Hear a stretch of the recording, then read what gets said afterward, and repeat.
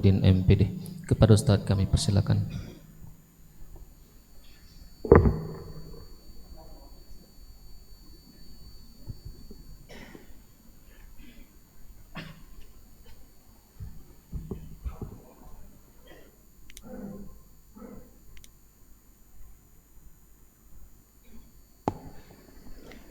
Bismillahirrahmanirrahim. Assalamualaikum warahmatullahi wabarakatuh. Alhamdulillah wassalatu wassalamu ala Rasulillah wa ala alihi wa sahbihi ajma'in, amma ba'd. A'usini wa iyyakum jami'an bittaqwallah, ittaqullaha haqqa tuqatih, ittaqullaha sirran wa alaniyah, ittaqullaha fima amar wa antahu amma naha anhu wa zajar. Alhamdulillah jamaah yang mulia, kita baru saja selesai melaksanakan salat fardu zuhur kita di awal waktu secara berjamaah di rumah Allah yang mulia ini. Alhamdulillah kita masih ada waktu, kesempatan untuk kita mendengarkan nasihat Allah dan Rasulnya. Mudah-mudahan kita menjadi orang-orang yang mendengarkan nasihat Allah dan Rasulnya dan mengamalkannya dalam kehidupan kita sehari-hari. Allahumma ja'alna mimma yastami'una al-qawla fayattabi'una ahsanah. Para jamaah yang mulia, di antara hal yang di dalam kehidupan sehari-hari di masyarakat kita atau lingkungan kita dianggap suatu hal yang biasa, di mana sebetulnya konsekuensinya adalah sangat besar. Terutama juga ketika teknologi informasi ini berkembang dengan pesat, sehingga ini juga menjadi media untuk menambah besar lagi konsekuensi yang dilakukan.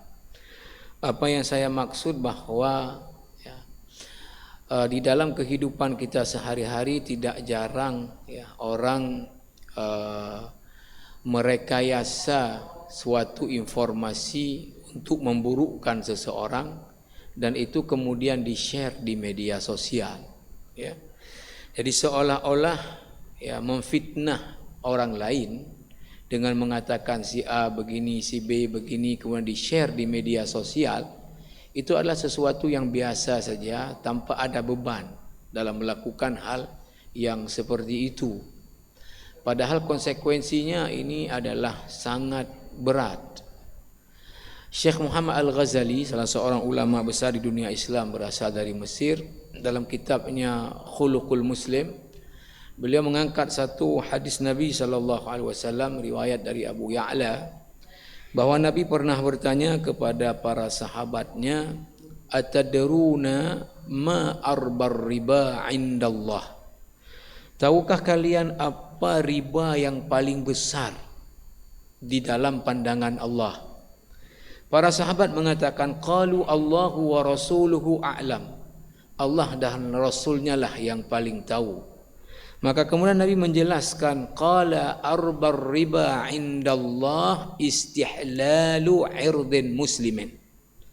Riba yang paling besar di pandangan Allah adalah apa? Mencederai nama baik dan kehormatan seorang muslim yang lain. Menghalalkan kehormatan orang yang harus dilindungi, tapi kemudian kita cederai dengan memburukkan seseorang yang orang itu tidak seperti ini.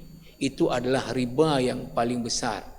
Kemudian Nabi membacakan masih dalam hadis ini satu ayat di dalam surat Al-Ahzab 58. Walladzina yu'dzuna al-mu'minina wal-mu'minati bighairi maktasabu faqad ihtamalu buhtanan wa itsman mubina. Orang-orang yang menyakiti mukmin dan mukminah lain bighairi maktasabu, yang orang itu tidak melakukan seperti itu. Mohon maaf, misalnya kita mengatakan si A korupsi padahal dia tidak korupsi, si B selingkuh padahal dia tidak selingkuh, si ini begini padahal dia tidak melakukan seperti itu. Faqad ihtamalu buhtana, maka ini telah melakukan kebohongan. wa ithmam mubina, telah melakukan dosa yang nyata. Saya cek ke beberapa tafsir seperti tafsir Al-Misbah, ya. Tafsir Al-Misbah Quraisy Shihab, tafsir Al-Munir Syekh Wahbah Az-Zuhaili, kemudian Umdatut Tafsir yang meringkas tafsir Ibnu Katsir Syekh Ahmad Syakir, bahwa pada umumnya memang sesuai dengan makna dari kata mubina adalah dosa nyata. Tapi dalam tafsir Al-Misbah Quraisy Shihab menambah lagi dengan dosa besar. Jadi ya, menyakiti orang lain dengan menyebutkan apa yang dia tidak seperti itu, ini adalah kebohongan dan ini dosa besar. Syekh Muhammad Al-Ghazali juga mengangkat hadis riwayat daripada Imam At-Tabrani. Kita yang enak mengangkat hadis-hadis Syekh Muhammad Al-Ghazali, beliau sudah mensoltir di muqaddimah kitabnya mengatakan, saya tidak masukkan hadis kecuali minimal derajatnya adalah hasan li ghairihi. Maka hadis riwayat Imam At-Tabrani, Rasulullah SAW bersabda apa? Man dzakara imra'an bi syai'in laisa fihi, siapa yang menyebutkan tentang seseorang dengan sesuatu laisa fihi, dia tidak seperti itu, liya'ibahu bihi, untuk supaya menjelekkan orang itu dengan itu, apa kata Rasulullah, habasahullahu finnari, orang ini akan ditahan di dalam neraka, ya, ditahan di dalam neraka, ya, sampai kapan? Sampai habis, ya, apa yang dia burukkan kepada orang lain, ya.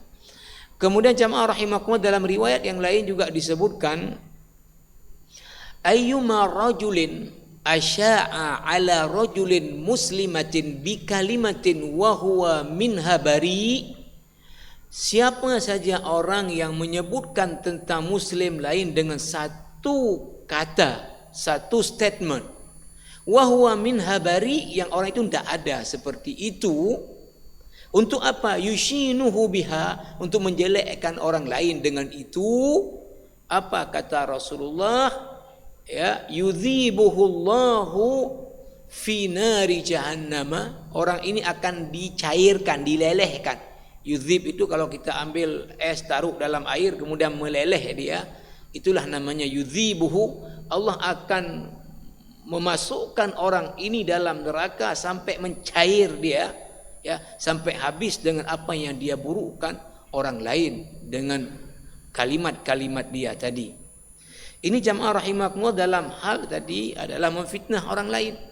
Apalagi kalau kemudian sampai ke level kita kemudian apa?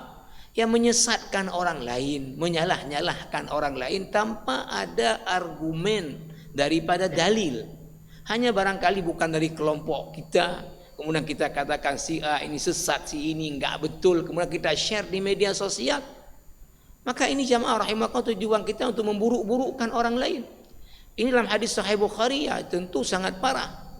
Apa kata Rasulullah SAW dalam hadis Sahih Bukhari, jamaah rahimakumullah, tentang ini, ya, barang siapa yang, ya, menuduh orang lain, ya, dari muslim lain bahwa dia fasik, bahwa dia adalah kafir, sementara perkara itu tidak ada pada orang yang dituduhkan, ini akan kembali kepada orang yang menuduh orang lain.